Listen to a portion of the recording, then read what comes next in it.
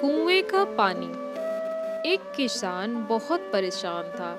उसे अपने खेतों को सींचने के लिए पानी की जरूरत थी। इसलिए वह कई दिनों से अपने जमीन के आसपास किसी कुएं की तलाश कर रहा था। इसी तलाश में वह घूम ही रहा था कि अचानक उसे एक कुआं दिखा। यह कुआं उसके खेतों से बहुत ही नजदीक था, इसलिए किसान बहुत ही खुश हुआ। उसने सोचा कि अब उसकी परेशानी खत्म हो गई। यह सोचकर वह खुशी खुशी घर चला गया। अगले दिन वह पानी लेने कुएं पर पहुंचा। जैसे ही उसने कुएं के नजदीक रखी बाल्टी कुएं में डाली, वहां पर एक आदमी की आवाज आई और वहां पे एक आदमी आ धमका। वह किसान से बोला, यह कुआं मेरा है, तुम इससे पानी नहीं निकाल सकते। अगर तुम इस कुएं से पानी लेना चाहते हो तो तुम्हें इस कुएं को खरीदना होगा।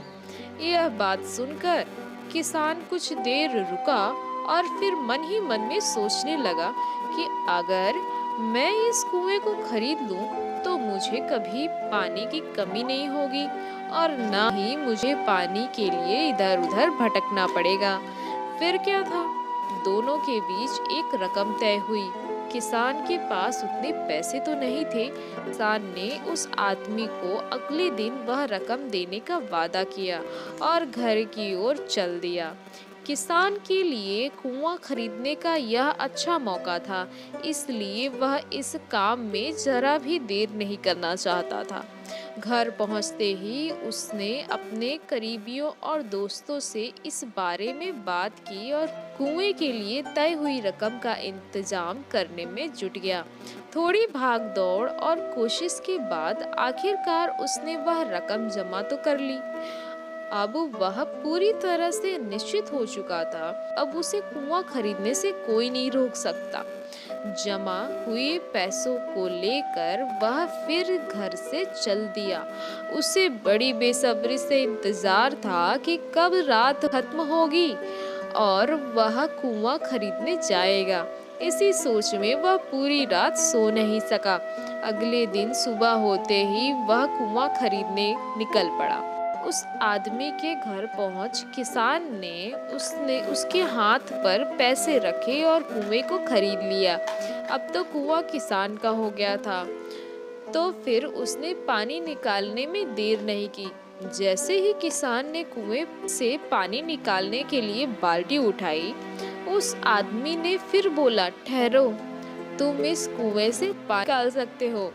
मैंने तुम्हें कुआं बेचा है, कुएं का पानी अभी भी मेरा है। किसान मायूस हो गया और न्याय के लिए राजा के दरबार में शिकायत करने पहुंच गया। मालूम है उस राजा का नाम क्या था? राजा अकबर। राजा अकबर ने उस किसान की पूरी कहानी सुनी और फिर उस आदमी को दरबार में बुलाया जिसने वह कुआं बेचा था। राजा का फरमान सुनते ही वह आदमी भागा भागा दरबार में हाजिर हो गया। राजा ने उससे पूछा, जब तुमने इस किसान को अपना कुआं बेच दिया तो फिर इसे क्यों नहीं लेने दे रहे हो? मी बोला, महाराज, मैंने इसे केवल कुआं बेचा था, पानी नहीं। यह बात सुनकर राजा भी सोच में पड़ गए। उन्होंने कहा कि बात तो यह पते की कह रहा है, कुआं बेचा है, पानी तो नहीं।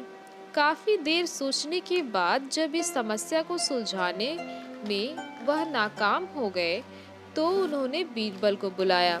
बीरबल बहुत ही बुद्धिमान था, इसलिए राजा अकबर किसी भी मामले का पर फैसला लेने से पहले उसकी राय जरूर लेते थे। बीरबल ने एक बार फिर दोनों से उसकी समस्या पूछी। पूरी बात जानने के बाद बीरबल ने उस आदमी से कहा, ठीक है, तुमने कुआं बेचा, पानी नहीं, फिर तुम्हारा पानी किसान के कुएं में क्या कर रहा है? कुआं तुम्हारा नहीं, फौरन अपने पानी को कुएं से बाहर निकालो। बीरबल का इतना कहते ही उस आदमी को समझ में आ गया कि अब उसकी चालाकी किसी काम नहीं आने वाली। उसने राजा से फौरन माफी मांगी और माना कि कुएं के साथ उसके पानी पर भी किसान का पूरा अधिकार है। देखकर राजा अकबर ने बीरबल की बुद्धिमानी की तारीफ की और कुआं बेचने वाले आदमी पर धोखेबाजी के लिए जुर्माना लगाया। किसान और कुएं की कहानी से पता चलता है कि अपने आप को दूसरे से अधिक चालाक नहीं समझना चाहिए। साथ ही धोखा देने की आदत से भी दूर रहना चाहिए, क्योंकि कोई ऐसा भी हो सकता है जो आपसे अधिक बुद्धिमान हो सकता है।